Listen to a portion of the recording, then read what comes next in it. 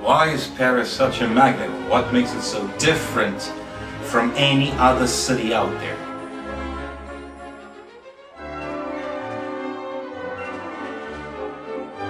As an artist, naturalized American, patriot, quintessential New Yorker, I still have to admit that in terms of city building, each major city in the world has to look to Paris.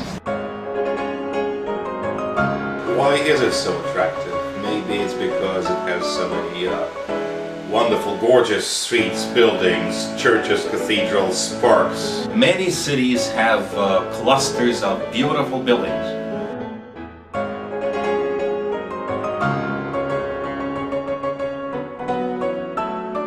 What else makes Paris attractive? The cafes. Oh yeah, there are lots of those in Paris, lots of cafes, but New York City probably has more cafes. So it's not the cafes. It's something altogether different. That which makes Paris unique. The city in which my soul takes a respite in the transparent shadow of Notre Dame. There is one person who actually went ahead and made Paris the city it is today. One person. Who was that person? Napoleon. Napoleon. He introduced the metric system to the world. But no, it's not Napoleon. One person who made Paris unique, not Napoleon. Louis XI. Louis XI. Postal service, as we know it today, exists thanks to Louis XI, is evidenced by the inscription in the upper left corner of the facade of the main post office building in New York, 8th Avenue, 33rd Street. There it is. See, it says Louis XI. Yeah, okay, but no, not him. Who else? Cardinal Richelieu. Cardinal Richelieu, okay. Apart from being the chief villain in the Three Musketeers, he was also, the historical Richelieu was also a great man. He centralized France, he revamped its economy, blah, blah, blah, blah. No, it's not him. Who else? Napoleon III. Napoleon III. We're getting closer. Napoleon III is one of the characters, principal characters in our story, the story of how Paris was built. He's not the lead character, he gets Best Supporting Actor award. The story does begin with him. He was the original Napoleon's nephew, and at that moment when he enters the story, France was a democratic republic, which happens in France to France periodically. It becomes a democracy. So Louis Napoleon was his original name. He ran for president, the nephew of the original Napoleon, and won the election. Yeah, he became president of France, the French Republic.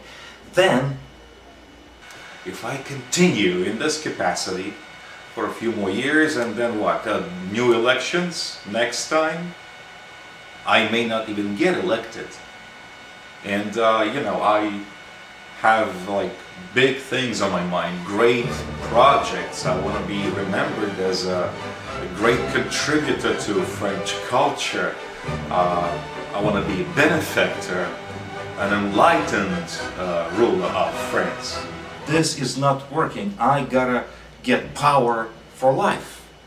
I don't want to be bothered by elections anymore. How do I do that? I'm gonna stage a coup d'etat. I'm gonna overthrow the government and make myself emperor. And he did exactly that. The way it was done was ridiculously easy.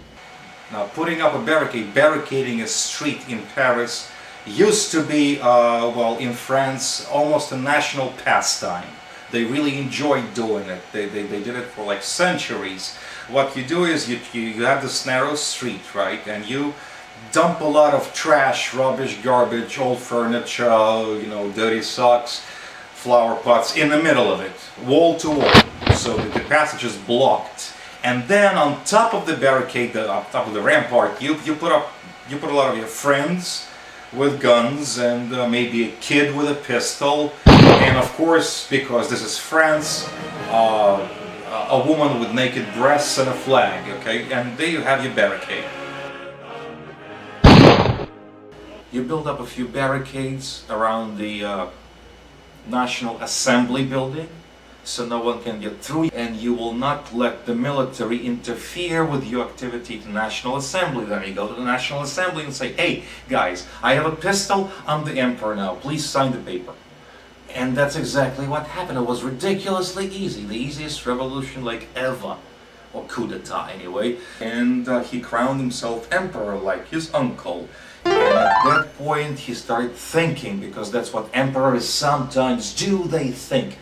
He started thinking, look, if this was so ridiculously easy for me, maybe somebody else will show up a day from now, a year from now, 10 years from now, and do the same thing to me, build up some barricades. And so what do I do about that?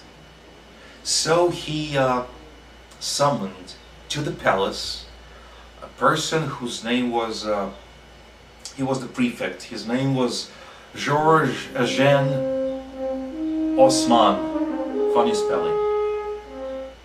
And they put their heads together and they decided to prevent future barricading by widening the streets. Not all streets, because that would totally deface Paris, but cut some boulevards through the existing streets. So you have a network of narrow streets, and through them run those huge boulevards. Why? You can't build a barricade on a boulevard. Georges Eugène Haussmann, his agents around the city of Paris, looking for the ideal places through which to cut boulevards, buildings to demolish, stuff like that. And Haussmann was a man of impeccable taste. If you walk down a boulevard today in Paris, sometimes you see a building, a church, or just a residential house building that is sort of out of place, and it's not really facing the boulevard, it's at an angle to it. That means that Haussmann was passing by, looked at it and said, hey, this is gorgeous, we're not knocking that down. No, this stays. And so plans were drawn up, and of course there was a lot of corruption. Well, it's a given. You get a lot of people and a lot of money together and you have corruption. Very few people knew the exact location of the future boulevards.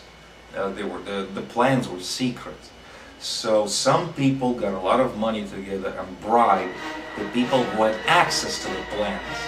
After which, of course, they took the plans, they looked at the plans, and here's the future boulevard, and here are some buildings. They went out there and bought those buildings on the cheap, and then sold them back to the government for a lot of money. A lot of people became very rich. Haussmann was a very, very meticulous urban planner. He, of course, he summoned architects and contractors and stuff to build new buildings on those new boulevards, to replace the demolished buildings. And he set, he had a set of rules for any contractor or architect who wanted to build new buildings on the boulevards. It has to be of a certain height, no more and no less. It has to have 5 floors. It has to stretch along the entire block, corner to corner. The ground floor had to be built in a certain way, The 5th floor had to have a balcony that stretched, iron balcony, that stretched throughout, the entire block, uninterrupted. The eaves, which is like this part of the building, the eaves had to be at a 45-degree angle. And the corners of the building could not be right corners. They could not be sharp like this. They had to be easy on the eye, so they would have to be cut a little bit. Room for a cafe. And those were the rules. And according to those rules, boulevards, Haussmann's boulevards were lined up with these very similar, very beautiful, ornate buildings. They are unique. They don't really belong to any architectural style except Haussmann's style. On top of the boulevards, Haussmann rebuilt the train terminals in Paris. Under his aegis, the new opera house was built, which is now world famous. The entire project took about 20 years altogether. It bankrupted the treasury. It eventually served as it was the ultimate downfall of Napoleon III demise. Haussmann himself had to, he went into forced retirement towards the end of the project. But the main thing is that the finishing touch to the great masterpiece that Paris is today. Those wonderful boulevards through which Paris breathes, lined with beautiful trees and beautiful, gorgeous buildings, they make Paris unique. And the one person responsible for all that was Georges Eugène Haussmann. God bless.